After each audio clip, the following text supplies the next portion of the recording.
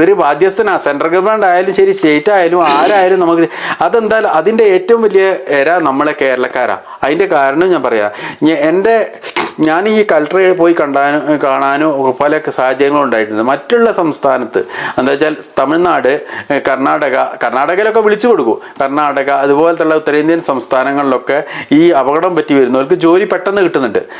പക്ഷെ നമ്മളെ കേരളത്തിൽ നമുക്ക് പ്രയോറിറ്റി ഇല്ല.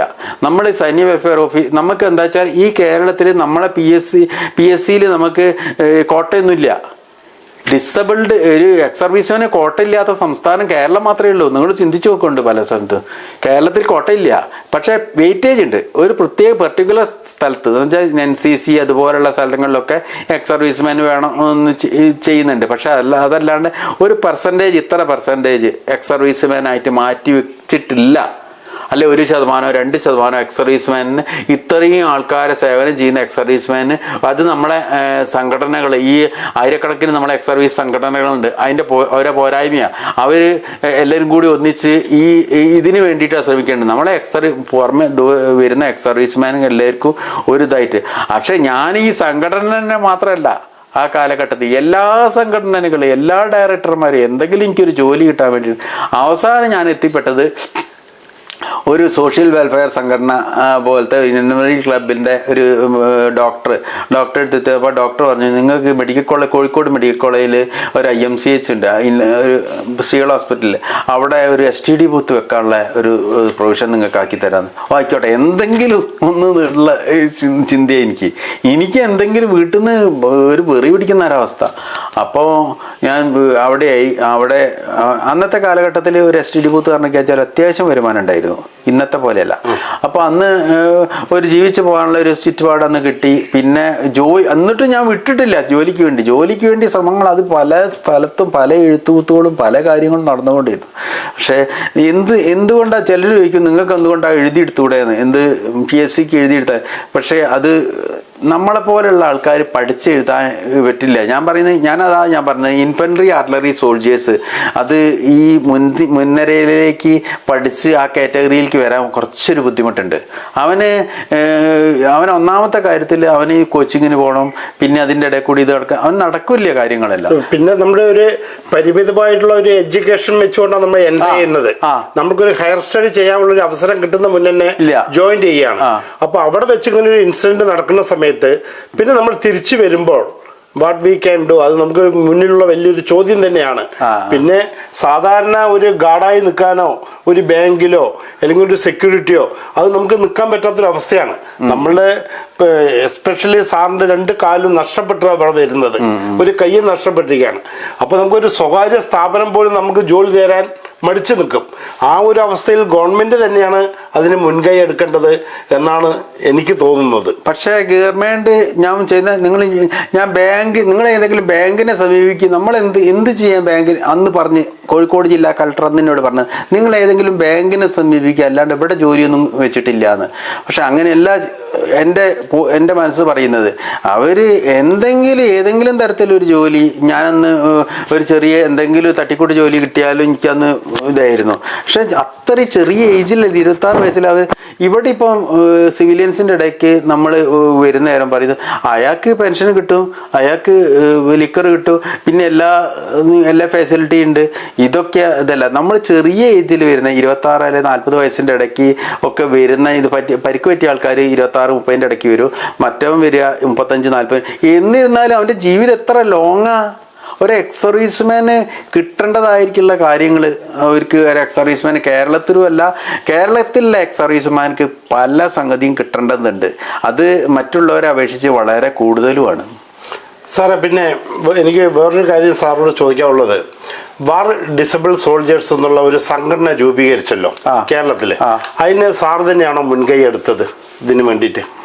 അത് ഞാൻ തന്നെയാന്ന് പറയാം. എന്താ വെച്ചാല് ഞാൻ എപ്പോഴും പൂനെയിലൊക്കെ പോകുന്നവരെ പല സ്ഥലത്തും പൂനെയിലും പല സ്ഥലത്തും പോകുന്നവരോ ഈ പൂനെയിൽ എന്തിനാ പോകുന്നത്? ഈ കാല് മാറ്റേ, ഈ വിപ്പ് കാല് മാറ്റാൻ. അതാ ഈ അടുത്ത് 6 മാസം മുമ്പേ പോയി വന്നിട്ടേ ഉള്ളൂ. നമ്മളെ ഭാര്യകൂടാണെന്ന് വേണമെങ്കിൽ പറയാത് പൂനെ. ഓക്കെ. അപ്പോൾ ഇതിപ്പോ 6 മാസം കൂടുമ്പോൾ നമ്മളവിടെ പോണോ? 6 ഇല്ല, ചിലപ്പോൾ 2 കൊല്ലമാവും, ചിലപ്പോൾ ഇത് പൊട്ടിക്കഴിഞ്ഞാൽ ഏറ്റവും വലിയ രസം എന്താ വെച്ചാൽ ഇവിടെ ഒരു പ്രാവശ്യം ചില സമയത്തൊക്കെ നമ്മൾ നാണം കെട്ടേണ്ട അവസരം ഉണ്ടാവും. ഈ ലിംബൊക്കെ പൊട്ടിപ്പോയാൽ നമ്മൾ ഒരു പ്രാവശ്യം ഇങ്ങനെ പൊട്ടാറില്ല. എനിക്ക് ഒരു പ്രാവശ്യം സംഭവിച്ചിട്ടുണ്ട്. പിന്നെ അത് മാത്രമല്ല, അത് ഈ ലിംബങ്ങൾ ഊരിപ്പോവും കാലിന് ഊരിപ്പോവും. അന്നേരമൊക്കെ വലിയ ഒരു വിഷമം പോലെ നമുക്ക് അനുഭവപ്പെടും ഉള്ളിൻ്റെ ഉള്ളിൽ.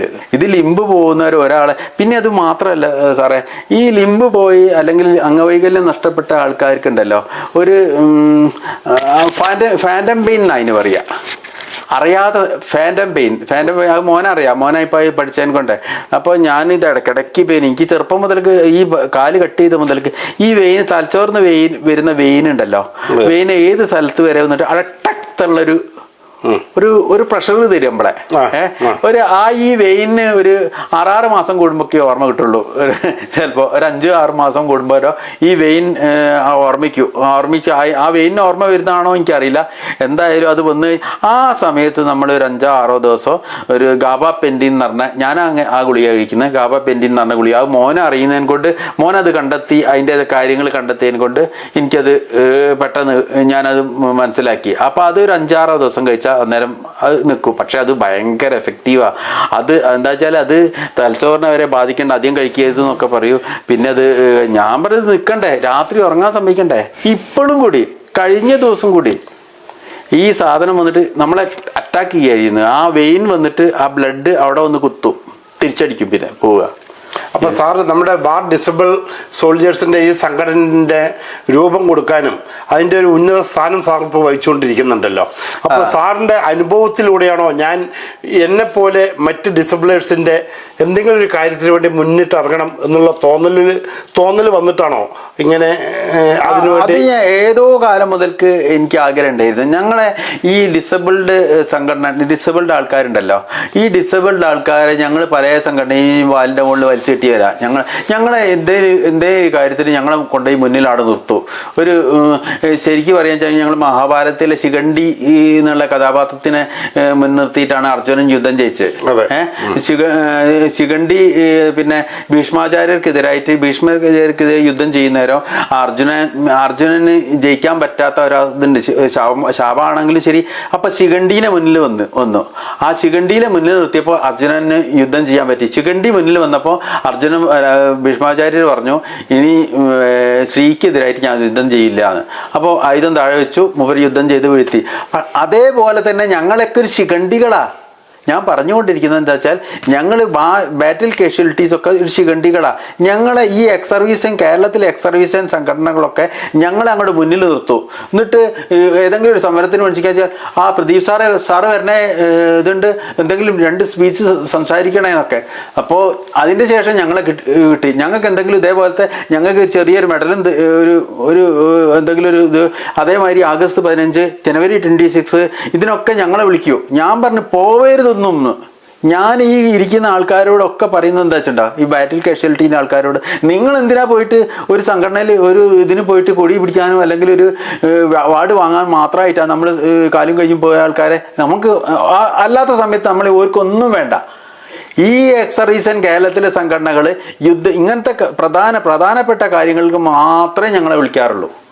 ഒരു കാര്യത്തിന് അത്തരം സ്ഥിതി ശേഷം വന്നപ്പോൾ എൻ്റെ മനസ്സിൽ ഏത് സമയത്ത് ഉടലെടുത്താണ് ഇങ്ങനത്തെ ഒരു സംഘടന രൂപീകരിക്കണം. നമുക്ക് സ്വന്തമായിട്ടുള്ള യുദ്ധത്തിൽ അപകടം സംഭവിച്ച ആൾക്കാർക്ക് ഒരു സംഘടന വേണമെന്ന്. അത് ഞാൻ പുനരിരിക്കുന്നതിനെ ചോദിച്ചു. അപ്പം ഞാൻ ഇങ്ങനെ അത് മാത്രമല്ല എൻ്റെ പോളിസി, ഞാൻ ഇതൊക്കെ സ്വയം ഫ്രീ സർവീസ് ആയിട്ടെ ഒരു 5 പൈസ അന്നേ വരെ ആരോടും ഞാൻ വാങ്ങിച്ചിട്ടില്ല. പൂനെയിലിരിക്കുന്ന ആൾക്കാർക്ക് 20 ലക്ഷം, അതുപോലെ ഡൽഹിയിലിരിക്കുന്ന ആൾക്കാർ. വേറൊരു കാര്യം കൂടെ ഇതും കൂടി ഞാൻ ഓർമ്മിക്കാൻ ആഗ്രഹിക്കുകയാണ്. എന്താ വെച്ചാൽ നമ്മൾ ഈ യുദ്ധത്തിൽ അപകടം സംഭവിച്ച ആൾക്കാർക്ക് പെൻഷൻ്റെ കാര്യത്തിൽ ഈ സൈനിക അതോറിറ്റികൾ വളരെ ഗൗരവമായിട്ട് ചിന്തിച്ച് അവർക്ക് അർഹതപ്പെട്ട പെൻഷൻ നേടിക്കൊടുക്കേണ്ട കാര്യമുണ്ട്. ഇത് സ്പർശായാലും ശരി, ആരായാലും ശരി, നമ്മൾ പിന്നെ നമ്മൾ കേസിന് പോകണോ, ഈ കാര്യങ്ങൾ വേണോ, ഇതെല്ലാമാണ് ഇപ്പം സംഭവിച്ചുകൊണ്ടിരിക്കുന്നത്. ഇപ്പം ഞാനടക്കം പലർക്കും എത്ര എത്ര കേസുകൾ ഞാൻ ദിവസം എന്ന് പറഞ്ഞാൽ രാവിലെ തൊട്ട് വൈകുന്നേരം വരെ ഈ കമ്പ്യൂട്ടറിന് മുന്നിൽ ഇരുന്ന് ചെയ്തുകൊണ്ടിരിക്കുക ഓരോ ആൾക്കാർക്ക്. അത് അവിടെ സൈനിക റെക്കോർഡായാലും ശരി, സൈനിക നേതൃത്വം. അവസാനം നമ്മളിപ്പോൾ ഈ CP ഗ്രാം എന്ന് പറഞ്ഞ ഒരു പോർട്ടലുണ്ട്, ആ പോർട്ടലിൽ ചെയ്തിട്ടാണ് ഇത്രയും ആൾക്കാർക്ക് ഈ കാര്യങ്ങൾ ഇന്നിട്ടും പെൻഡിങ്ങാ. നിങ്ങൾ ആലോചിച്ച ആലപ്പുഴയിലുള്ള ഒരു 6 വർഷം സർവീസ് ചെയ്ത ഇപ്പോൾ RT പണിക്കർ എന്ന് പറഞ്ഞ ആള്, നമ്മളെ ആർട്ടിലറി, പണ്ട് അത് AD റെജിമെന്റ് ആയിരുന്നു, അത് പണ്ട് RTന്റെ കൂട്ടത്തിലായിരുന്നു, ഇപ്പൊ അത് ഗോപാൽപൂരിലാണ്. സെപ്പറേറ്റ്. അപ്പൊ അയാൾക്ക് ഇതുവരേക്കും പെൻഷൻ കിട്ടിയത്. ഇപ്പൊ അയാള് എറണാകുളത്തുള്ള സത്യനാഥൻ, ഞാൻ പറഞ്ഞ സത്യനാഥൻ സാറിന്റെ അടുത്ത് പോയാൽ മതി. അപ്പൊ അവിടെ പെർസെൻറ്റേജ് ഒക്കെ കുറച്ച് കൂടുതലാണെങ്കിലും ശരി, എന്നാലും അവിടെ പോയാൽ മതി എന്ന് ഞാൻ പറഞ്ഞു. ഇപ്പോൾ കേസ് ജയിച്ച് വരാൻ സാധ്യത ഉണ്ട്. അപ്പോൾ ഈ അടുത്ത് 1971 സാർ ആലോചിച്ച് നോക്കണം, ആ കേസും കൂടി ആർമി അല്ലെങ്കിൽ സൈനിക നേതൃത്വം ക്ലിയർ ചെയ്യാതെ ഇരിക്കുന്നുണ്ട് ഇപ്പോഴും. അത് അവർ തന്നെ ചിന്തിക്കേണ്ട ഒരു കാര്യമാണ്. അപ്പം അത്തരം സ്ഥിതിവിശേഷം വന്നപ്പോഴാണ് ഞാൻ വിചാരിച്ചത് ഇതെല്ലാവരെയും കൂടി നമ്മൾ ഒരു കൊടക്കീഴിലാക്കാണ്, നമുക്ക് സ്വന്തമായിട്ടൊരു സൈനിക. അങ്ങനെ ഞാൻ അറിയുന്ന ആൾക്കാരെ പലരും കാർഗിൽ നിന്ന് പറ്റിയവരെയും പിന്നെ 1971 അതിൻ്റെ ശേഷമുള്ള ഏതൊക്കെ യുദ്ധത്തിലുള്ള ആൾക്കാരെയൊക്കെ ഞാൻ ഒരാളെ തേടി പിടിച്ച്, അങ്ങനെ ലാസ്റ്റിൽ ഞാൻ കോഴിക്കോട് ഓരോ സൈനിക വെൽഫെയർ ഓഫീസിലും ഈ കോഴിക്കോട് സൈനിക വെൽഫെയർ ഓഫീസിൽ ഞാൻ പോയി. അപ്പോൾ പോയ സമയത്ത് നമ്മളോടൊരു സഹകരണ മനോഭാവം ഇല്ല. ഒരു ഓഫീസ് പോയി കഴിഞ്ഞാൽ അതിൽ ഏറ്റവും വലിയ എനിക്ക് ദുഃഖം ഉണ്ടാക്കുന്നൊരു കാര്യമാണ്. ഞാൻ എന്നോട് പറഞ്ഞു ഈ ബാറ്റിൽ കാഷ്വാലിറ്റി ലിസ്റ്റ് ഓലൊക്കെ മുന്നിലുണ്ടാവും, എന്നിരുന്നാലും പറയുന്ന അല്ല അത് നിങ്ങൾക്ക് എങ്ങനെയാണ് തരാമോ? ഞാൻ പറഞ്ഞു ലിസ്റ്റിൽ ഞാൻ എഴുതിയെടുത്തോളാം, കുറച്ച് ടൈം കൂടുതലെടുക്കും, എനിക്ക് വിരൽ പോയാൻകൊണ്ടേ കുറച്ച് ടൈം കൂടുതലെടുക്കും. അപ്പം ഞാൻ പറഞ്ഞു സാറില്ല, ഞാൻ എഴുതിയെടുത്തോളാം. അങ്ങനെ ലാസ്റ്റ് നിവൃത്തിയില്ലാണ്ട് ഒരു ലിസ്റ്റ് തന്നു. അതേപോലെ തന്നെ ഓരോ സ്ഥലത്തെ ലിസ്റ്റ് ഞങ്ങൾ കളക്ട് ചെയ്തു. മലപ്പുറം ജില്ല, മലപ്പുറം ജില്ല, പിന്നെ എല്ലാ ജില്ലകളിൽ നിന്നും കളക്ട് ചെയ്തു. അങ്ങനെ ഓരോരുത്തരായിട്ട് കോണ്ടാക്ട് ചെയ്ത് കഴിഞ്ഞ വർഷം ഞങ്ങൾ ഒരു സംഘടന രൂപീകരിച്ചു. അതിൻ്റെ പ്രസിഡന്റ് സെക്രട്ടറിനെയൊക്കെ രൂപീകരിച്ചു. പ്രസിഡന്റ് കൊല്ലംകാരനാണ്, സെക്രട്ടറി ആണ്, ഞാനാണ് കോർഡിനേറ്റർ എന്നുള്ള ഇവരെല്ലാം കൂടി എന്നെ രക്ഷാധികാരി എന്നുള്ള പോസ്റ്റ് എനിക്ക് തോന്നുന്നുണ്ട്. ഞാൻ പറഞ്ഞു എനിക്ക് രക്ഷാധികാരി ആവണ്ട, എനിക്ക് കോർഡിനേറ്റർ ആയാൽ മതി, എല്ലാവരും കൂടി കോർഡിനേറ്റ് ചെയ്യാനുള്ള കോർഡിനേറ്റർ മാത്രമേ ഉള്ളൂ എനിക്ക്. പക്ഷെ എന്നിരുന്നാലും ഈ എഴുത്തുകുത്തുകൾ എല്ലാ കാര്യങ്ങളും അവസാനം പ്രദീപ് സാറോട് ചോദിച്ചാൽ മതി എന്ന് പറയും. അപ്പോൾ ഞാനെല്ലാം ഒരുപാട് എനിക്ക് രാവിലത്തെ ഞാൻ പറയുന്നത് എത്ര ആൾക്കാർ ദിവസം നിറഞ്ഞോണം ഇനി അതല്ല കേട്ടോ. ഞാൻ ഈ സ്പർശി തന്നെ ഈ ലൈഫ് സർട്ടിഫിക്കറ്റ് കൊടുക്കണമെങ്കിൽ ഞാൻ 3-4 പേര് ഞാൻ പറഞ്ഞു നിങ്ങൾ എന്തിനാണ് ലൈഫ് സർട്ടിഫിക്കറ്റിന് എവിടെയും പോകുന്നത്, ഞാൻ ചെയ്തു തരാം. തൊട്ടടുത്തുള്ള വെച്ചാൽ ഞാൻ നേരിട്ട് ഇപ്പോൾ സോഫ്റ്റ്വെയർ ഉണ്ട് ഇന്നിപ്പോൾ നമുക്ക് ഇതിൻ്റെ സോഫ്റ്റ്വെയർ വെച്ച് നമുക്ക് വീട്ടിൽ നിന്ന് ഇരുന്നും കൊണ്ട് ചെയ്യാം, എവിടെയും പോകണ്ട നമുക്ക്. സാറ് ഇപ്പോൾ ഈ വിരലിൽ മുറിച്ചു മാറ്റപ്പെട്ടതാണല്ലോ, സാർക്ക് ഇപ്പോൾ ഈ വിരലുകൾ കൊണ്ട് എഴുതാനോ കമ്പ്യൂട്ടർ ഓപ്പറേറ്റ് ചെയ്യാൻ പറ്റുമോ? വിരലിന്റെ ഒരു പ്രശ്നമില്ല. ഇപ്പൊ എന്ന് വെച്ചാൽ ഇപ്പൊ ന്യൂ ടെക്നോളജി ഇല്ല, ഇപ്പൊ വിരലിന്റെ പ്രശ്നം ഉദിക്കുന്നില്ല. മുമ്പ് കാലത്ത് വെച്ചാൽ വിരലിന്റെ ചെറിയൊരു സാറ് പണ്ടത്തെ സാഹചര്യത്തിൽ നിന്ന് കുറെ മാറ്റങ്ങൾ ഇപ്പൊ വന്നിട്ടുണ്ട്. അതായത് സാർ നേരത്തെ സൂചിപ്പിച്ചല്ലോ, ഒരു ജോലിക്ക് വേണ്ടിയും പല ഓഫീസുകൾ കയറി ഇറങ്ങാത്ത സ്ഥലങ്ങൾ ഉണ്ടായിരുന്നില്ല, ഒന്നും പരിഗണിക്കപ്പെട്ടില്ല. ഇപ്പൊ നമ്മൾ ഈ അടുത്ത കാലത്ത് യുദ്ധങ്ങൾ വന്നു, സൈനികരെയൊക്കെ പറ്റി ഒരുപാട് ഫീച്ചറുകളും ന്യൂസുകളൊക്കെ വന്നു തുടങ്ങിയിട്ടുണ്ട്. ഇപ്പോഴത്തെ പുതിയ ജനറേഷൻസ് ഒരുപാട് സൈന്യത്തിനെ ബഹുമാനിക്കുന്നുണ്ട്. ഇപ്പോഴത്തെ സാഹചര്യത്തിൽ സാർ ഇപ്പോൾ ചില ഓഫീസുകളിലും ചില ഇമ്പോർട്ടൻ്റ് ഓഫീസുകളിൽ പോകുന്ന സമയത്ത് ആ ഒരു പരിഗണന ഇപ്പൊ കിട്ടാറുണ്ടോ സാർക്ക്? വലിയ മാറ്റമൊന്നും ഒരു സംഭവവും വന്നിട്ടില്ല. ഒരു ഇതിൽ ഞാൻ ഏറ്റവും ദുഃഖിക്കുന്ന ഒരു കാര്യമുണ്ട്. സംഗതി ഞാൻ എല്ലാ പാർട്ടിയോടും ഇതാകുന്ന ആൾ തന്നെയാണ്. പക്ഷെ ഈ അഗ്നിവീർ വരരുതരായിരുന്നു എന്നാണ് എൻ്റെ മനസ്സിലുള്ള ഒരു ഇത്. അത് സർക്കാരിനെതിരായിട്ട് സംസാരിക്കല്ല ഞാൻ, സർക്കാരിൻ്റെ ആളാണോ അതും ചോദിച്ചാൽ അതും എനിക്കറിയില്ല. പക്ഷെ എന്നിരുന്നാലും ഞാൻ അഗ്നിവീറിനോട് ഞാൻ പൂർണ്ണമായിട്ട് എതിരാണ്. അത് ഞാൻ ഒരു പാർട്ടിപരമായിട്ട് സംസാരിക്കല്ല, ഞാൻ എൻ്റെ വ്യക്തിപരമായിട്ട് എൻ്റെ മനസ്സിനുള്ളിലുള്ള ആശയം പറയാ. വ്യക്തിപരമായ ഒരു അഗ്നിവീർ ഒരു വർഷം ഒരു 4 വർഷമോ 5 വർഷമോ ഈ ആർമീൻ്റെ ഉള്ളിൽ ഇരുന്നിട്ട് അവൻ്റെ സെക്യൂരിറ്റി എല്ലാം മനസ്സിലാക്കി കഴിഞ്ഞിട്ട് അവൻ പിന്നെ ആരെ തീവ്രവാദീസിൻ്റെ കയ്യിലോ ആരെ കയ്യിലോ അവൻ എത്തിപ്പെടുക. നേരെ മറിച്ച് ഒരു വ്യക്തി ഒരു 5 വർഷം കൊണ്ടാണ് ഒരു വ്യക്തി ഒരു ജവാനായിട്ട് കൺവെർട്ട് ആവുന്നത്. ആ കൺവെർട്ട് ആവുന്ന സമയത്ത് അവൻ അവിടുന്ന് മാറ്റപ്പെടുകയാണ് അവൻ. അപ്പൊ അത് ഒരിക്കലും പാടില്ല. അതിന് തീരെ ഇതാണ് ഞാൻ പറയുന്നത്. അത് പിന്നെ വേറെ കാര്യം എന്താ വെച്ചാൽ അവിടുന്ന് വരുന്ന ആൾക്കാർക്കുണ്ടല്ലോ, ഒന്നാമത് കേരളക്കാരാണ് അതിൻ്റെ ഇരകൾ. കേരളത്തിൻ്റെ എന്താ വെച്ചാൽ നോർത്ത് ഇന്ത്യൻസ് 32 കൊല്ലമൊക്കെ സർവീസ് ചെയ്ത് 30 കൊല്ലമൊക്കെ ചെയ്യും. പക്ഷെ കേരളക്കാരെന്താ 15 വർഷം കഴിഞ്ഞാൽ അവൻ എങ്ങനെയെങ്കിലും വീട്ടിലെത്തിയാൽ മതി. പക്ഷെ വീട്ടിലെത്തിക്കഴിഞ്ഞാൽ ഈ റോഡിൻ്റെ മുകളിലും ഞാൻ എപ്പോഴും പറയുന്നത് ഈ പട്ടാള കേരളത്തിലെ എൻ്റെ ഒരു ഉപദേശമായിട്ട് ഈ സാറിൻ്റെ ഈ സല്യൂട്ട് മീഡിയ എന്നുള്ള ചാനലിൽ കൂടി എൻ്റെ ഇപ്പം വരുന്ന പട്ടാളക്കാരോടുള്ള ഒരു ഉപദേശമായിട്ട് കണക്കാക്കിയാൽ മതി. നിങ്ങൾ മാക്സിമം സർവീസ് ചെയ്യുക. നിങ്ങൾ മാക്സിമം ചെറിയ, അല്ലാണ്ട് നിങ്ങൾ ഇവിടെ സ്വർണത്തിൽ താലൊരുക്കിയിട്ട് ആരും ഇവിടെ കാത്തിരിക്കുന്നില്ല. നിങ്ങൾക്ക് അതേ ചിന്താഗതി തന്നെയാണ്. നിങ്ങൾക്ക് മാക്സിമം നിങ്ങൾ സർവീസ് ചെയ്യുക. ഈ കിട്ടാവുന്ന റാങ്കുകളൊക്കെ നിങ്ങൾ വാങ്ങിക്കുക. അല്ലാണ്ട് നിങ്ങൾക്ക് ഇവിടെ സിവിലിൽ യാതൊരുവിധ പരിഗണനയും നിങ്ങൾക്ക് കിട്ടുന്നതല്ല. അത് എനിക്ക് ഈ സാറിൻ്റെ സല്യൂട്ട് മീഡിയ കൂടി ഞങ്ങൾ ഇപ്പോഴുള്ള ജവാനോട് ഉള്ള ഒരു ഉപദേശമായിട്ട് കണക്കാക്കിയാൽ മതി. സാറേ, പിന്നൊരു കാര്യം എനിക്ക് ചോദിക്കാനുള്ളത്, നമ്മൾ പരിമിതമായിട്ടുള്ള ആരോഗ്യാവസ്ഥയാണ് സാറിൻ്റെ. ഇപ്പോൾ നമ്മൾ ഈ സമൂഹത്ത് നിൽക്കുന്ന സമയത്ത് പല കാര്യങ്ങളും വരാറുണ്ട്. കല്യാണം, മരിപ്പ്, അല്ലെങ്കിൽ ഒരു വീടിരിക്കല്, ഒരു ഉത്സവം, അങ്ങനെയുള്ള പല സംഭവങ്ങൾ വരാറുണ്ട്. എവിടെയെങ്കിലും ഏതെങ്കിലും ഫ്രണ്ട്സിൻ്റെ ഇടയിലോ ബന്ധുക്കളുടെ ഇടയിലോ എന്നെ തഴയപ്പെട്ടു എന്ന് സാർക്ക് എന്തെങ്കിലും ഫീലിംഗ് ചെയ്തിട്ടുണ്ടോ?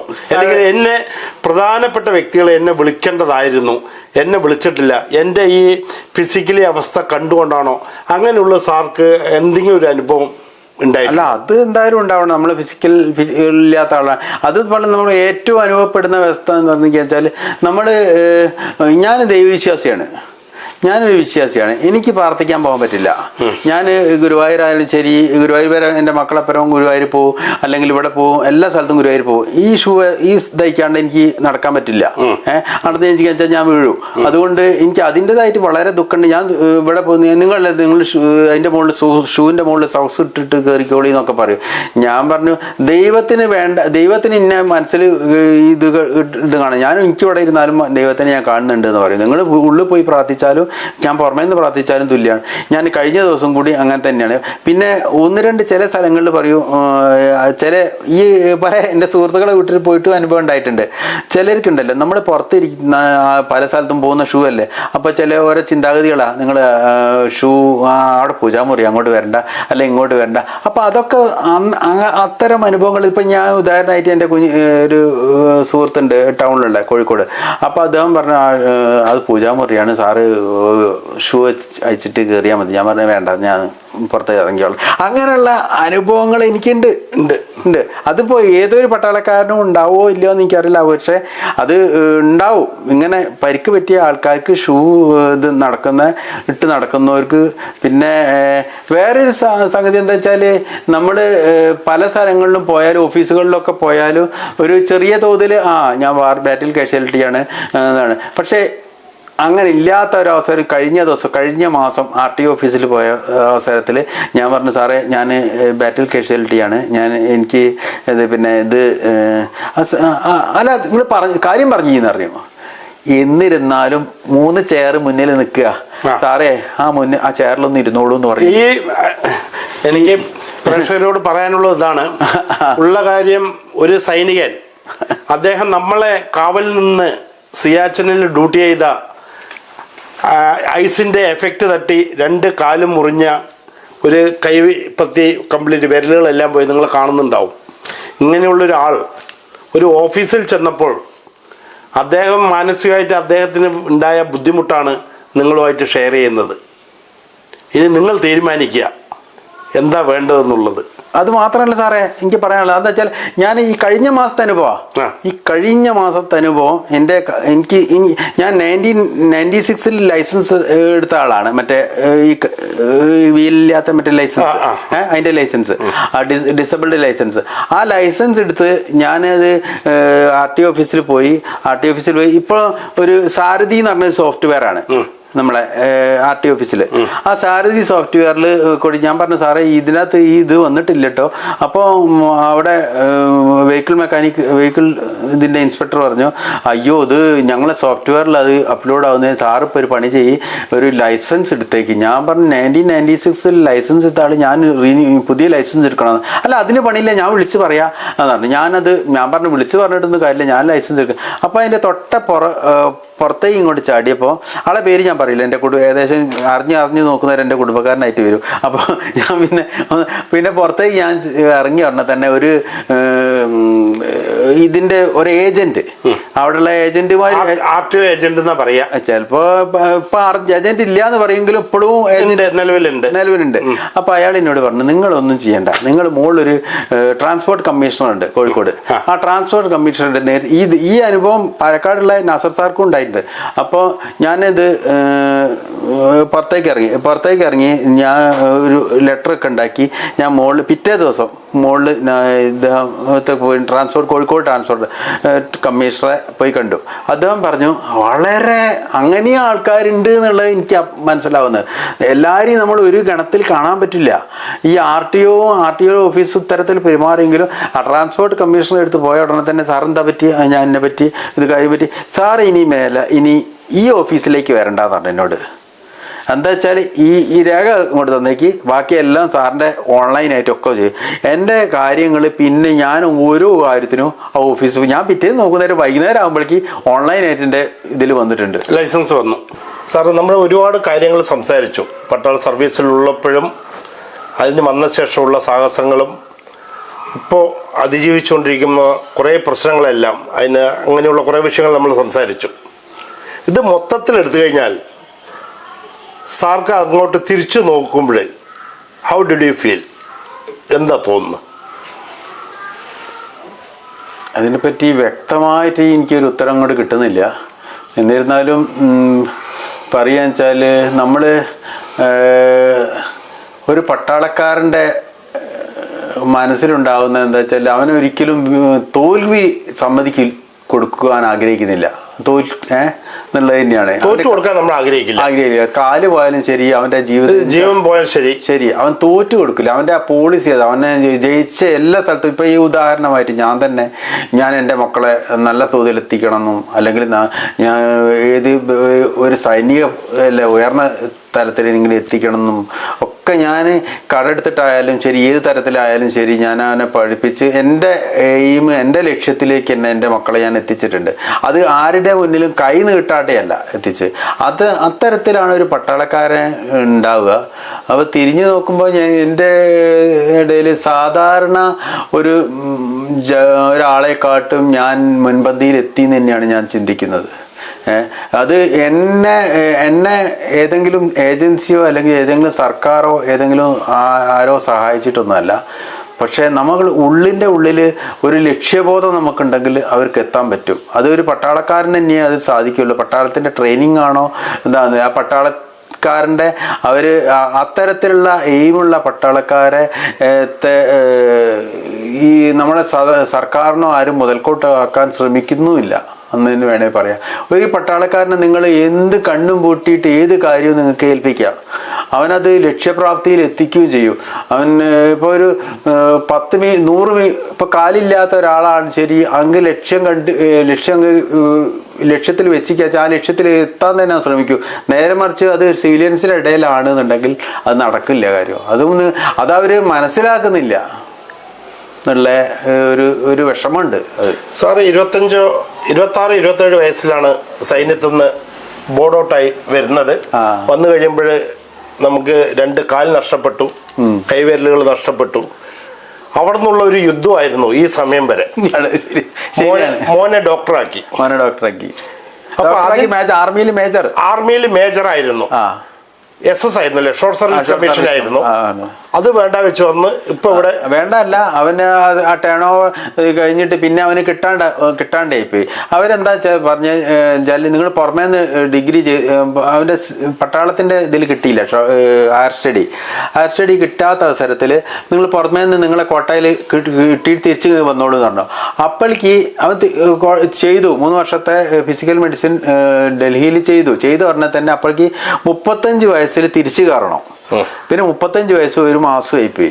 അപ്പൊ ഞാൻ എൻ്റെ വകയായിട്ട് ലെറ്ററും പല കാര്യങ്ങളും ഒക്കെ പലരായിട്ടും ബന്ധപ്പെട്ടു നടത്തി. തിരിച്ചവന് പോകണമെന്ന് ഭയങ്കര അതിയായ ആഗ്രഹം ഉണ്ടായിരുന്നു, ആർമിക്ക് തന്നെ പോകണം, തിരിച്ച് ആർമിയിൽ തന്നെ പോകണമെന്ന്. പക്ഷെ അത് സാധ്യമായില്ല. അപ്പോഴേക്ക് എന്താ വെച്ചാല് നിയമം വന്നു, തിരിച്ച് 35 വയസ്സ് ക്രോസ് ചെയ്താൽ, അതാ ഈ അഗ്നിവീറിന്റെ ഒരു ഭാഗമായിട്ട് വേണമെങ്കിൽ പറയാം. ഈ അഗ്നിവീറിന്റെ കൂട്ടത്തിൽ ഇതും വന്നു. ഈ 35 ആർമിയിലെ ഡോക്ടർമാര് സിവിലിലെ കോഴ്സ് കഴിഞ്ഞ് തിരിച്ച് കയറാൻ പറ്റില്ല. എന്താ വെച്ചാൽ അപ്പോഴേക്ക് അല്ലെങ്കിൽ 35 വയസ്സിന്റെ ഉള്ളിലായിരിക്കണം. ഇവൻ ആർമിയിൽ അവന് കോഴ്സ് ചെയ്യണമെങ്കിൽ 6 വർഷം അവൻ സർവീസ് ആവണം. 5-6 വർഷം സർവീസ് ചെയ്തിട്ട് അവന് കോഴ്സ് ചെയ്യാൻ പറ്റുള്ളൂ. ആ കോഴ്സ് ചെയ്ത് തിരിച്ചു വരുമ്പോഴേക്കും 35 വയസ്സ് കവർ ചെയ്യുകയും ചെയ്യും. അപ്പൊ അതുകൊണ്ട് അങ്ങനെയുള്ള കാര്യങ്ങളിലും ശരിക്കും ആർമി ഒരു പുനർചിന്തനം നടത്തേണ്ടതാണ്. പല കാര്യത്തിനും പുനർചിന്തനം നടത്തിയിട്ടുണ്ട്. അഗ്നിവീറിന്റെ കാര്യത്തിൽ ഇത്തരം കാര്യങ്ങളിൽ നമ്മളെ ബാറ്റിൽ കാഷ്വാലിറ്റീനെ രണ്ട് കാറ്റഗറി ആയിട്ട് തിരിച്ചു. ബാറ്റിൽ കാഷ്വാലിറ്റി, നിങ്ങൾ ബാറ്റിൽ കാഷ്വാലിറ്റി ആണോ എന്ന് ചോദിച്ചാൽ ആണ്, അല്ലേന്ന് വെച്ചാൽ അല്ല. അങ്ങനത്തെ സ്ഥിതി അത്. ഇപ്പോൾ ഫുൾ സർവീസ് ചെയ്ത ഒരു ബാറ്റിൽ കാഷ്വാലിറ്റിക്കാരെ അവന് ഫെസിലിറ്റി ഇല്ല. ഞാൻ ഇൻവാലിഡ് കേസ്, എനിക്ക് ഫെസിലിറ്റി ഉണ്ട്, എൻ്റെ മക്കൾക്ക് NBBS, എൻ്റെ മക്കൾക്ക് പല കോട്ടകളും ഉണ്ട്, പല കാര്യങ്ങളും ഉണ്ട്. മറ്റവൻ 6ാമത്തെ കാറ്റഗറിയിൽ നിൽക്കുക, അവൻ്റെ കാലും പോയി തലയും പോയി എല്ലാം പോയി, അവനൊന്നുമില്ല. അതിനെ പറ്റിയിട്ട് ഞങ്ങൾ ഈ യൂണിയൻ രൂപീകരിച്ച സമയത്ത് ഞാൻ ഉന്നയിക്കുന്ന പല കാര്യങ്ങളാണ്. പിന്നെ അത് മാത്രമല്ല, നമുക്ക് ഹവിൽദാർ വരെയുള്ള ആൾക്കാർക്ക് ഇപ്പോൾ ഒരു ഹോസ്പിറ്റലിൽ, നമ്മൾ എംപാനൽ ഹോസ്പിറ്റൽ എന്ന് പറഞ്ഞ പരിപാടി ഉണ്ട്. ഈ എംപാനൽ ഹോസ്പിറ്റലിൽ നമ്മൾ ഇപ്പോൾ ഹവിൽദാർ വരെയുള്ള ആൾക്കാർക്ക് ജനറൽ വാർഡിൽ നമ്മളൊക്കെ അതോറൈസ് ഉള്ളൂ. നമുക്ക് ജനറൽ വാർഡിൽ നമുക്ക് ഈ ഒരു വാർഡ്, ഈ കാര്യത്തിന് വേണ്ടി ഞാൻ പലരെയും സമീപിച്ചിട്ടുണ്ട്. സാറെ സല്യൂട്ട് മീഡിയ കൂടി എൻ്റെ ശബ്ദം പല സ്ഥലത്തും എത്തട്ടെ. എന്താ വെച്ചാൽ ഈ ഹവിൽദാർ വരെയുള്ള ആൾക്കാർക്ക് നമ്മൾ ഒരു റൂം നമുക്ക് കിട്ടിക്കഴിഞ്ഞാൽ, റൂമിൽ ഒരു ബെഡ് നമുക്ക് കിട്ടിക്കഴിഞ്ഞാൽ നമുക്ക് വല്ല സൗകര്യം. അല്ലാണ്ട് ജനറൽ വാർഡിൽ നമ്മൾ കിടക്കുന്ന നേരം നമുക്ക് ഒരു ബാത്റൂം വരെ പോകണമെങ്കിൽ നമ്മൾ എങ്ങനെ പോകും? വീൽ ചെയറിന് തള്ളി കൊണ്ടുപോകണം, ഇത് കൊണ്ടുപോകണം. ഉള്ള പൊതു ആൾക്കാരുടെ ഇടയിലാണ് നമ്മൾ ഉണ്ടാവുക. അതുകൊണ്ട് നമ്മൾ എന്താ ചെയ്യുന്നത്, വളരെയധികം ബുദ്ധിമുട്ടിയിട്ടാണ് നമ്മൾ വേഗം വേറെ റൂം പോവുകയൊക്കെ ചെയ്യും. അപ്പൊ അതിനൊരു സംവിധാനം വേണമെന്നുള്ള ഞാൻ എൻ്റെ എഴുത്ത്, എൻ്റെ ഈ സാറിനോട് പറയുന്ന ഈ എഴുത്ത് ഞാൻ ബ്രിഗേഡിയർ സന്ദീപ് സാറ്, അതുപോലെ കേന്ദ്രത്തിലെ എല്ലാ ECHSന്റെ അധികാരികൾക്ക് എല്ലാവർക്കും കൊടുത്തു കഴിഞ്ഞിരിക്കുന്ന ഒരു കാര്യമാണ്. ഞങ്ങളുടെ സംഘടന തന്നെ കൊടുത്തിരിക്കുന്ന ഒരു കാര്യമാണ്. അപ്പോൾ സാറിൻ്റെ സല്യൂട്ട് മീഡിയ കൂടി ഇത് ഒന്ന് ഉറപ്പിച്ച് പറയണം. എന്തായാലും ഈ കാര്യം കൂടി ഞങ്ങൾക്ക് ഹവിൽദാർ വരെയുള്ള ആൾക്കാർക്ക് ഞങ്ങൾക്ക് റൂമിൻ്റെ ഈ ബാറ്റിൽ കാഷ്വാലിറ്റി ആയ ആൾക്കാർക്ക് റൂം ഫെസിലിറ്റി ഞങ്ങൾക്ക് വേണ്ടി 50% ഡിസബിലിറ്റി ഉള്ള ആൾക്കാർക്ക് എന്ത് തന്നെയായാലും റൂം കിട്ടും. നേരെ മറിച്ച് JCOനുണ്ട്, ഓഫീസേഴ്സിനുണ്ട് എല്ലാം ഉണ്ട്. അത് പിന്നെ വേറെ ഇത് തന്നെയാണ്. പക്ഷെ അവരും ഞങ്ങളുടെ കാര്യത്തിൽ ഒരു അനുകൂല തീരുമാനം എടുത്തിട്ടില്ല ഇതുവരേക്കും. വാർ ഡിസബിൾഡ് സോൾജേഴ്സിന്റെ കോർഡിനേറ്റർ ആണല്ലോ സാർ ഇപ്പോഴേ. ഇനി ഫ്യൂച്ചറിൽ നിങ്ങളുടെ ഈ ഗ്രൂപ്പിനും ഈ സംഘടനയ്ക്ക് വേണ്ടി എന്തെങ്കിലും വല്ല പ്ലാനിങ് ഉണ്ടോ? നിങ്ങളുടെ ഒരുപാട് പ്ലാനിങ് ഞങ്ങൾ ആസൂത്രണം ചെയ്തിട്ടുണ്ട്. ഞങ്ങളെ പ്രസിഡന്റ് സെക്രട്ടറി ഒന്ന് ഞാൻ ഇപ്പോൾ ഈ പറഞ്ഞ സംഗതി തന്നെ ഞങ്ങൾ പിന്നെ ജോലിക്ക് കാര്യത്തിന് പിന്നെ ഞാൻ സാറിനോട് സംസാരിച്ച് വന്ന അവസരത്തിൽ ഈ കസ്കോൺ അതുപോലെയുള്ള സംഗതികളൊക്കെ ഇപ്പം നമ്മുടെ ഒരു കസ്കോൺ എന്ന് പറഞ്ഞ സംഘടന ഉണ്ട്. അത് എന്താ വെച്ചാൽ ഇത് അല്ല പരിക്ക് പറ്റി വരുന്നവർക്കും അല്ലാത്തവർക്കും എല്ലാവർക്കും ജോലി കൊടുക്കുന്ന ഒരു സ്ഥാപനം. അതല്ല, അതിൽ നാളെ നോട്ടീസ് വന്ന പുറത്തു പോവാ. 3 മാസം പീരീഡ് നോട്ടീസിൽ പുറത്തു പോകണം. അവന് ഏത് തരത്തിലാണ് നമ്മൾ പട്ടാളത്തിൽ ഒരു ജോലി ചെയ്ത് അതേപോലത്തെ അതിനെക്കാട്ടും കൂടുതൽ വിധേയത്തായിട്ട് ജോലി ചെയ്യേണ്ട ഒരവസ്ഥയാണ്. അപ്പം അങ്ങനെയുള്ള അവസരത്തിൽ എൻ്റെ ഒരു ആഗ്രഹമാണ് ഈ പട്ടാളത്തിൽ വരുന്ന ആൾക്കാർക്ക് കേരളത്തിൽ ഒരു പെർസെൻറ്റേജ് കോട്ട ഇവർക്കായിട്ട് നീക്കി വെക്കുക. പിന്നെ അവർക്ക് ഡയറക്റ്റ് റിക്രൂട്ട്മെൻ്റ് ആക്കുക. അവർ ഈ ഷോർട്ട് സർവീസ് അല്ല SS ഈ ഇതുണ്ട് PSCൻ്റെ ലിസ്റ്റിലും PSC പരീക്ഷയൊന്നും എഴുതാണ്ട് തന്നെ ഡയറക്റ്റ് റിക്രൂട്ട്മെന്റ് നടത്തിയിട്ട് അവർക്ക് ആ കാറ്റഗറീനെ ഈ 3% അല്ലെ എത്ര പെർസെൻറ്റേജാണ് എക്സ് സർവീസ്മാന് കോട്ട നിശ്ചയിച്ചിരിക്കുന്നത് അതിനെ ഒരു എക്സാമും ഇല്ലാണ്ട് ഡയറക്റ്റ് റിക്രൂട്ട്മെന്റിലെ കൂടി. സാറിന്റെ ഇപ്പോഴത്തെ ഈ അവസ്ഥയിൽ ടോട്ടൽ കണക്കൂട്ടി നോക്കുമ്പോൾ ഏറ്റവും കൂടുതൽ സാർക്ക് കടപ്പാടുള്ളത് ആരോടാണ്? കാരണം നിങ്ങൾ 26-27 വയസ്സിലാണ് നാട്ടിലെത്തിയത്. ഒന്നും ഒരു പിടിയില്ലാത്ത അവസ്ഥയായിരുന്നു. കുറെ കാലം വിവാഹമേ വേണ്ട പറഞ്ഞു. അവസാനം നിങ്ങൾ ഇവിടെ എത്തി നിൽക്കണു. എല്ലാ നിഗമനങ്ങളും തെറ്റിച്ചുകൊണ്ട് സാർക്ക് ഏറ്റവും കൂടുതൽ കടപ്പാടുള്ളത് ആരോടാണ് ഒന്ന് പറയാം? കടപ്പാട് എന്ന് പറഞ്ഞു കഴിഞ്ഞാൽ എനിക്ക് ഫാമിലിയോടായിരിക്കും ഏറ്റവും കൂടുതൽ കടപ്പാടുണ്ടാവുക. വൈഫിനോടും കുടുംബത്തിനോട് എൻ്റെ കൂടെ ഈ തരത്തിൽ നമ്മളെല്ലാം സപ്പോർട്ടും ചെയ്ത് നിന്നില്ലേ. എത്രയും ഞാൻ കാലും കയ്യും പോയ വ്യക്തി ആയിട്ട് നമ്മളായിട്ട് എല്ലാം ആയിട്ട് ഞാനിപ്പോൾ തരത്തിൽ ചില സമയത്ത് എൻ്റെ ചൂടൻ സ്വഭാവമായിരിക്കും. അതുകൊണ്ട് ഫാമിലിയായിട്ട് എപ്പോഴും സഹിച്ച് നമ്മളോടൊപ്പം ഞാൻ ഒരു ചൂടൻ സ്വഭാവക്കാരനാണ്. ഇവർക്കൊക്കെ അറിയാം. എന്തെങ്കിലും അടിച്ച വഴി ഞാൻ പറയും. ഞാൻ ആരെയും എന്താണെന്ന് നോക്കില്ല. സാറിന്റെ 832 ലൈറ്റ് റെജിമെന്റ് ഇപ്പോഴും ഉണ്ട് നിലവിൽ. ഞങ്ങൾ ഈ 26-ാം തീയതി 832 ലൈറ്റ് റെജിമെന്റ് ഇപ്പോൾ 832 മിസൈൽ റെജിമെന്റ് ആയി മാറി. 832 മിസൈൽ റെജിമെന്റ് ആയി. അപ്പൊ ഇന്ന് മാറിയതിന് ശേഷം അവര് എന്നോട് പ്രത്യേകമായിട്ട് എന്നെ വിളിച്ചു. ഞങ്ങളൊരു 50 പേര് പഴയ സർവീസുകാര് പ്രദീപ് സാർ എന്ത് തന്നെയായാലും വരണം, എന്ത് തന്നെ. അതാ ഞാൻ പറഞ്ഞു, ഞാൻ 7 വർഷം സർവീസ് അതിന്റെ യൂണിറ്റിന്റെ കൂടെ ഉണ്ടായിരുന്നുള്ളൂ. അതിനേക്കാളും അറ്റാച്ച്മെന്റാ ഒരു ഇൻഫൻട്രി ആർട്ടിലറി യൂണിറ്റ് എന്ന് പറഞ്ഞു കഴിഞ്ഞാൽ ഒരു എന്തായാലും പറയാ ഒരു ഹൃദയത്തിൽ നിന്നുള്ള ഒരു അറ്റാച്ച്മെന്റ് അവർ തമ്മിൽ. അപ്പോൾ അവർ തമ്മിൽ അടിപിടി കൂടും, അല്ലെ പ്രശ്നങ്ങളും. എന്നിട്ട് ഈ 832 ലൈറ്റ് റെജിമെന്റ് 832 മിസൈൽ റെജിമെന്റിന്റെ ഈ 27-ാം തീയതി ഇതാണ്. അപ്പൊ എന്നോട് പറഞ്ഞു സാർ എന്തായാലും വരണം. ഞാൻ പറഞ്ഞു ഞാൻ വരിക. അപ്പൊ അനിൽകുമാർ ത്യാഗി എന്ന് പറഞ്ഞാൽ ഡൽഹിയിൽ ഒരു ആളുണ്ട്. അദ്ദേഹം പറഞ്ഞു സാർ അവിടുന്ന് കയറിയാൽ മതി, ഞാനിവിടെ എല്ലാ സംഗതികളും ഇവിടെ ഉണ്ട്. അപ്പോൾ അനിൽകുമാർ ത്യാഗി എയർപോർട്ടിൽ വരാം. ഞാൻ പറഞ്ഞ ഒരാളും കൂടി വരണ്ടേ? അപ്പോൾ അതൊന്നും വേണ്ട, ഞാൻ അവിടുന്ന് കയറിക്കോളി, ഞാൻ അവിടെ ഉണ്ടാവും ആള്. അപ്പോൾ വേറൊരു രമേഷ് കുമാർ ശർമ്മ എന്ന് പറഞ്ഞാൽ അദ്ദേഹം വരും എന്ന് പറഞ്ഞു. രണ്ടുപേരും കൂടി ഞങ്ങൾ രണ്ടുപേരും മീററ്റില്ല യൂണിറ്റ്. നമുക്ക് ബൈ റോഡ് നമുക്ക് പോവാം.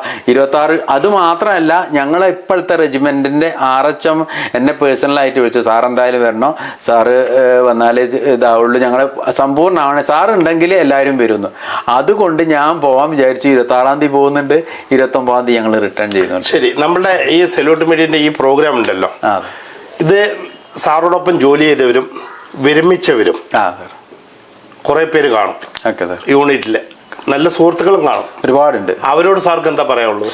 അല്ല, എനിക്കിത് ഈ സല്യൂട്ട് മീഡിയ എന്നുള്ള ഈ സ്ഥാപനം അല്ലെങ്കിൽ ഇതിന്റെ ബാക്കിൽ അണിയറയെ പ്രവർത്തിച്ചത് അത് ഏറ്റവും വലിയ ഞാൻ ആഗ്രഹിക്കുന്നത് പട്ടാളത്തിലെ ഒരു ജവാൻ. ഞാൻ പിന്നെ അത് ഞാൻ എന്നോട് വിളിച്ചു പറഞ്ഞാൽ തന്നെ ഞാൻ പറഞ്ഞു ഞങ്ങളെ ഗ്രൂപ്പിൽ അംഗമാണെന്ന്. അപ്പോൾ ഞാൻ എന്താ വെച്ചാൽ അതും പട്ടാളത്തിൻ്റെ ഓഫീസർ റാങ്കിലല്ല, താഴത്തെ റാങ്കിൽ സർവീസ് ചെയ്ത ഒരാളാണ് ഈ സല്യൂട്ട് മീഡിയയിലുള്ള ആളെന്ന് പറഞ്ഞപ്പോൾ എനിക്ക് ഏറ്റവും വലിയ അഭിമാനമാണ്. അപ്പോൾ ഈ സാറിൻ്റെ ഈ ചാനലിൽ കൂടി നമ്മളെ ഉന്നമനത്തിനും നമ്മളെ ഇതിനു വേണ്ടി പ്രാർത്ഥിക്കുന്ന സാറിന് 1000 സല്യൂട്ട് എൻ്റെ വകയും അതുപോലെ തന്നെ ഞങ്ങളെ പോലുള്ള ആൾക്കാരെ വകയും ഉണ്ടാവും. അത് മീഡിയ ആരും ഏത് തരത്തിലും ഇന്നത്തെ ലോകമാണ്. അതിപ്പോൾ നല്ല ചെയ്യുന്ന ആൾക്കാർ ഒരിക്കലും നല്ല കാണാത്ത ലോകമാണ്. അതിനെപ്പറ്റി സാറ് ഒരിക്കലും ചിന്തിക്കുക. സാറ് തന്നെ പറഞ്ഞിട്ടുണ്ട് ഒരു പ്രാവശ്യം 15 കൊല്ലം മുമ്പേ മനസ്സിൽ വന്ന ആശയമാണ് ഇത്. ഇത്തരത്തിൽ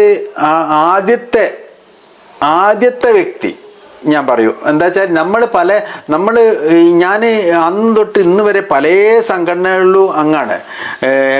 മീഡിയ കോർഡിനേഷൻ കമ്മിറ്റി അങ്ങനത്തെ എന്തൊക്കെയാണുള്ളത് വെച്ചാൽ അതിലെല്ലാത്തിനും ഞാൻ അങ്ങാം. പക്ഷേ ഈ ഒരു ഉദ്യമത്തിലും ഞങ്ങളെ ഇത്തരമാതിരി എക്സ്പ്ലോർ ചെയ്യുന്ന ഒരു പരിപാടികളോ ഒരു കാര്യങ്ങളോ എവിടെയെങ്കിലും പോയിട്ട് എന്തെങ്കിലും സല്യൂട്ട് ചെയ്യാനോ എന്തെങ്കിലും ഇതാക്കാനോ അല്ലാണ്ട് വേറൊരു കാര്യത്തിനും ആരും ഇന്നേ വരെ ഞങ്ങളെ ഈ ബാറ്റിൽ കാഷ്വാലിറ്റിനെ എസ്പെഷ്യലി ബാറ്റിൽ കാഷ്വാലിറ്റി ഞാൻ ബാറ്റിൽ കാഷ്വാലിറ്റിനെ സ്വന്തമായിട്ട് പറയല്ല, മറ്റവരും എക്സ് സർവീസർമാരും നല്ലവർ തന്നെയാണ്. അവർക്ക് എന്താ വെച്ചാൽ അവർക്ക് ചാൻസ് കിട്ടിയില്ല, അവർ യുദ്ധത്തിൽ അപകടം പറ്റിക്കുക വെച്ചാൽ അവർക്കും ഇതേമായി തന്നെയാണ് സംഗതികളൊക്കെ. അവരെയും നമ്മൾ മുന്നോട്ട് തന്നെ കൊണ്ടോ വയ്യോട്ട് കൊണ്ടുവരേണ്ട വ്യക്തികളല്ല. എല്ലാവരും എക്സ് സർവീസ്മാൻ അല്ല എല്ലാവരെയും സാറ് ഇതേ കണക്ക് ചിന്തിച്ച് സാറിന് ഒരിക്കൽ കൂടി ഇതിന് ഞാൻ അഭിമാനം തരും. ഞങ്ങളെ ഈ ഞങ്ങളെ ബാറ്റിൽ കാഷ്വാലിറ്റി ഡിസബിൾഡ് അസോസിയേഷൻ്റെ ഡിസബിൾഡിൻ്റെ സംഘടനേൻ്റെ സെക്രട്ടറി അല്ല കോർഡിനേറ്റർ എന്ന നിലയ്ക്ക് ഞാൻ സാറിന് പൂർണ്ണമായിട്ട് സല്യൂട്ട് ചെയ്യുന്നു. സാറേ, നമ്മുടെ പുതിയ ജനറേഷനുള്ള യുവാക്കൾ സൈന്യത്തിൽ ചേരാൻ വളരെ കാലമായിട്ട് ശ്രമിച്ചുകൊണ്ടിരിക്കുന്നുണ്ട്. പല എക്സാമുകളൊക്കെ എഴുതിക്കൊണ്ടിരിക്കുന്നുണ്ട്, റണ്ണിങ് ചെയ്തുകൊണ്ടിരിക്കുന്നുണ്ട്. അങ്ങനെ ചേരാൻ ആഗ്രഹിക്കുന്ന പുതിയ യുവാക്കളോട് സാറിൻ്റെ മെസ്സേജ് എന്താണ്? അല്ല, അത് എന്തു തന്നെയായാലും സൈന്യത്തിലൊരു ഒരു നല്ല ജോലി തന്നെയാണ് ഞാൻ പറയുക. അതേപോലെ തന്നെ നമ്മുടെ രാഷ്ട്രത്ത് ഏതൊരു വ്യക്തിയുടെയും നമ്മൾ വീടിനോട് മാത്രമല്ല കടപ്പാട്, നമുക്ക് നമ്മുടെ ഗ്രാമത്തോടും നമ്മുടെ സംസ്ഥാനത്തോടും നമ്മുടെ രാജ്യത്തോടും ഒക്കെ കടപ്പാടുണ്ട്. അപ്പോൾ ഇപ്പോൾ ഇന്ത്യയിൽ മാത്രമേ അത്തരത്തിൽ ഇല്ലാത്തതുള്ളൂ എന്നാണ് ഞാൻ ചിന്തിക്കുന്നത്. മറ്റുള്ള സംസ്ഥാനം ഈവൻ അമേരിക്കയിൽ വരെ 2 വർഷത്തെ കമ്പൽസറി സർവീസ് ഉണ്ട് എന്നാണ് ഞാൻ മനസ്സിലാക്കുന്നത്. 2 വർഷമല്ലേ സാർ? 5 വർഷത്തെ ഉണ്ട്. അപ്പോൾ അത് അത്തരത്തിലൊരു സർവീസ് ഇവിടെ ഇല്ല. അപ്പോൾ അതുകൊണ്ട് എന്താ വെച്ചാൽ നമ്മളെ യുവാക്കളുടെ ഇടയിൽ ഇപ്പോൾ കുറേ തരത്തിൽ പല തലത്തിലേക്ക് പോകുന്നുണ്ട്. അപ്പോൾ ഒരു കമ്പൽസറി സർവീസ് തന്നെ ഇല്ലെങ്കിലും ഇവർ ഇന്ന് പലതരം ഫാസിലിറ്റി മറ്റുള്ള സിവിൽ ജോലികളെ അപേക്ഷിച്ച് രാഷ്ട്രത്തിനെ സംരക്ഷിക്കുന്ന ഒരു ജോലി, അത് ഒരു നല്ല കാര്യം തന്നെയാണ്. നല്ല സല്യൂട്ട് ചെയ്യുന്ന ഒരു ജോലിയാണ് അവർക്ക് കിട്ടുന്നത്. അതിലേക്ക് അവർ ഒരിക്കലും അതിന് വിമുഖത കാണിക്കരുത്. കിട്ടുകയാണെങ്കിൽ തന്നെ അവർ എന്തു തന്നെയായാലും ആ ജോലിക്ക് ശ്രമിക്കണം എന്നാണ് എൻ്റെ അഭ്യർത്ഥന. പ്രേക്ഷകരോട് എനിക്ക് പറയാനുള്ളത്, സിയാച്ചിനിൽ ഇത്രയും വലിയ ഒരു ഐസിൽ കുടുങ്ങി 2 കാല് നഷ്ടപ്പെട്ട് കൈവിരലുകളും എല്ലാം നഷ്ടപ്പെട്ട് ജീവിതത്തോട് പൊരുതി ഇത്രത്തോളം എത്തി നിൽക്കുകയാണ്. അപ്പോൾ നമ്മളുടേതായ എല്ലാവിധ സപ്പോർട്ടുകളും ഈ ലാഷ് നായിക് പ്രദീപ് കുമാർ സാറിന് ഉണ്ടാകണം എന്ന് ഞാൻ വിനീതമായി അഭ്യർത്ഥിക്കുകയാണ്. ഈ കാണുന്ന എല്ലാ പ്രേക്ഷകർക്ക് വേണ്ടിയും വിമുക്ത ഭടന്മാർക്ക് വേണ്ടിയും ഇപ്പോൾ സൈന്യത്തിൽ ജോലി ചെയ്യുന്നവർക്കും ആരെല്ലാം നമ്മളെ വീക്ഷിക്കുന്നുണ്ടോ, നിങ്ങൾ ഏവർക്കും വേണ്ടിയിട്ട് നിങ്ങൾക്ക് വേണ്ടി ഒരു ബിഗ് സല്യൂട്ട് നൽകുകയാണ് ശ്രീ പ്രദീപ് സാർക്ക്.